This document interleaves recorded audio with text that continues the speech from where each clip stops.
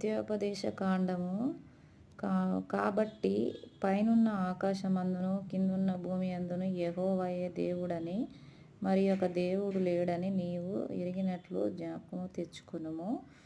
అప్పుడు నీకు బాధ ఉన్న వేదన ఉన్న దేవుడు నీకు ఎలా తెలియపరుస్తున్నాడంటే, చూడండి, నీవు బాధ కలిగినప్పుడు అంత్య దినములలో నీవు నీ దేవుడైన యెహోవా వైపు తిరిగి ఆయన మాట వినిన ఎడల నీ దేవుడైన యెహోవా కనికరము కలిగిన దేవుడు గనుక నిన్ను చెయ్యి విడవడు, నిన్ను నాశనము చెయ్యడు. మనం దేవుని వైపు తిరిగినప్పుడు, ఆయన మీద భారం వేసినప్పుడు దేవుడు మన బాధను తీసివేసి నీవు దీర్ఘ ఆయుష్మంతుడగునట్లు నేడు నేను నీకు ఆజ్ఞాపించు ఆయన కట్టడాలు ఆజ్ఞలు నీవు గైకొనవలెను.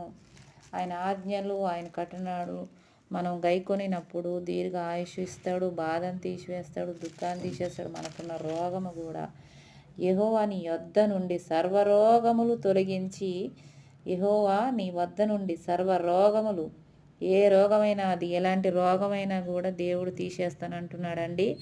ఏది కూడా మీరు ధైర్యం చెందొద్దు. తొలగించి దేవుడు ఆయన మనకి ఎలాంటి రోగాలైనా తీసేస్తానని ఐగుప్తులో కఠినమైన క్షయవ్యాధులు నీకు దూరపరిచి నిన్ను ద్వేషించి వారి మీదకి వాటిని పంపించేదాన్ని.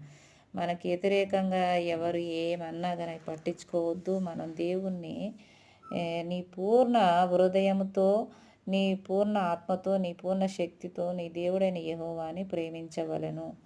దేవుణ్ణి పూర్ణ ఆత్మతో పూర్ణ శక్తితో ప్రేమించినప్పుడు మనకి అన్ని దీర్ఘ ఆయుష్మంతుడగునట్లు నేను నీకు